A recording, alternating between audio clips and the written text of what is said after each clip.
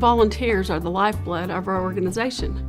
In fact, I'm the only full-time paid person at Meals on Wheels, and I have 4 part-time people and 250 volunteers. That's what we survive on, and that's what makes it work. Ken and Ruth Smith have been with the organization. Ruth has been with the organization 45 years, since the inception of the organization. Ken's been with us 35 years. Whenever I first came to Meals on Wheels and I read their story, I just couldn't believe it. And the longevity and the commitment is just outstanding.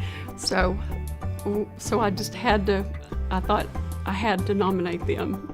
Well, when Meals on Wheels started, they asked our United Methodist Women group to have volunteers, whoever could do it. And I volunteered. They asked UMW, or they asked the church for those to deliver, and the UMW responded with several of our women started driving. That was in 1971. Whenever I first heard about Ken and Ruth and read their story and their longevity of service and volunteerism with Meals on Wheels, and then I realized how old they were. You know, talking about someone's age isn't usually appropriate, especially for women. We don't usually like to talk about our age. But Ruth is 91 years old. And Ken will be 91 years old in December. And usually people that age are our clients, not volunteers. And they're amazing. Because I enjoy it, and I enjoy the people. And one of the only reasons I could go ahead as I have is that when my husband retired, he started driving too. To us, it's always been a responsibility that we enjoy doing, and it gives us a purpose. We have something to look forward to almost every day. And if it isn't, it keeps us from sitting in our chair. About somebody that I delivered to early, oh, I can tell you one. The one I remember, I expect the most, was when I delivered to a lady who I went in the front door with the meal and started down an aisle because there was only an aisle to the kitchen. Everything was just packed up and stacked up, and I would get down that aisle to the kitchen, and then I would put her meal out for her and then come back up the aisle.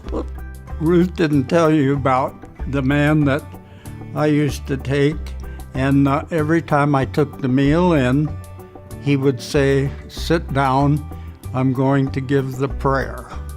And I thought that was so nice.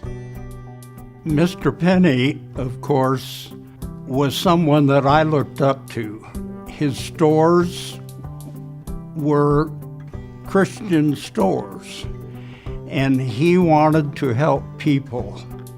And I think that's one of the things that got me interested when I went to work for J.C. Penney. Also, the opportunity that it presented.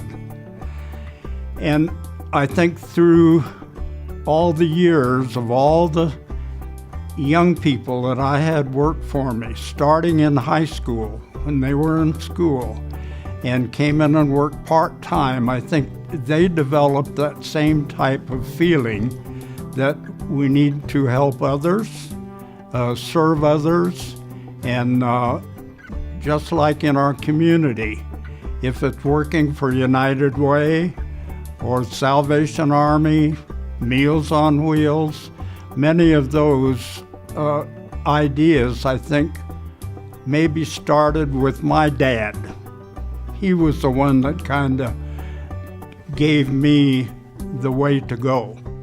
In my life has been involved with the church and the Meals on Wheels. It's involving with helping. That's what I call it. It's something to help people. It's something that gives my wife and I something to look forward to every week. And we have our Friday route, and it keeps us moving. And that's the secret, I think, to being 91 years old.